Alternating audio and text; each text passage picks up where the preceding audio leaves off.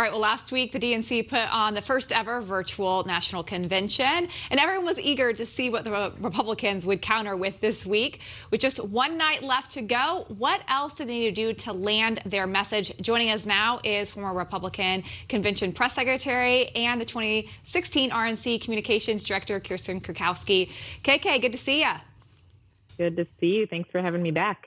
All right. Well, we talked to you last week about what the DNC did, what the RNC needed to do. You know, Sean and I have talked about this a few times. We're a little bit nervous after they had to pivot so many times from going from Charlotte to Jacksonville back to Charlotte.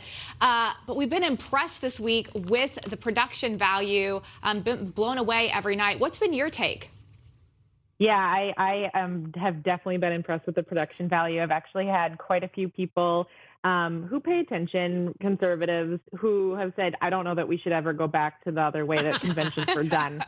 So I think that it's going very well for them. I think tonight's obviously a really big night. I think you're always going to have your detractors, right, in the media, and that's definitely been happening. But I think I've been very impressed with the production value and the messaging so far.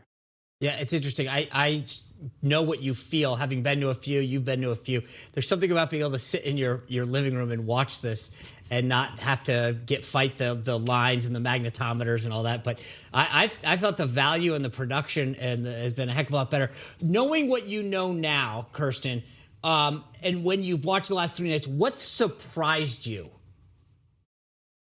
Surprised me. So I think I was going through the guests, all the speakers list earlier, and I think it's the normal people. I think in past conventions, I think you've had a lot more pomp and circumstance, and I think I've been impressed with how many young people and how many normal people. There was a guy in there on yesterday logging and trucking from Minnesota, and I'm a Minnesotan. I'm live from Minnesota right now, so I liked that as kind of a homer. But that type of person, I think it's wonderful that they're having that type of person on consistently over the last couple of days. It's amazing. I was sitting there watching it with a couple folks the other night, and they go, where do they find these people? Exactly like what you were talking about, that trucker, the lobsterman from Maine. It's like these people have such amazing personal stories about the policies.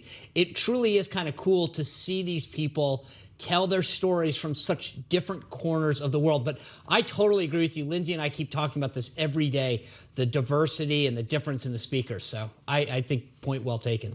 You know, Kirsten, you are a messaging person. You specialize in that. Do you think that they have driven home their message enough, and what needs to be done tonight to make sure that they land that and really boost in the ratings and get the Trump ticket ahead? I think they've done really well, like I was saying, with the real people. The humanizing aspect to their policies, I think, has gone very, very well. I think the hero theme last night was really spectacular. I think that moving forward tonight, I'd like to see a little bit more about the economy. I've seen a few media reports out here today saying that that's President Trump's plan to talk a little bit more about the economy and contrast that with Vice President Biden. So I definitely think right now, it needs to be shifted a little bit towards pocketbook issues, because I do think that's where this election is going to come down. But so far, the first 3 nights, I think that humanizing regular people messaging that they really wanted has been achieved. And frankly, I think that, it's pretty obvious that their plan is to really motivate Republicans and Trump voters to get out there and vote. I think they've definitely hit that one on the head. And I think people are going to come out of this thinking that it was a really good convention and that they did what they said they needed to do moving in.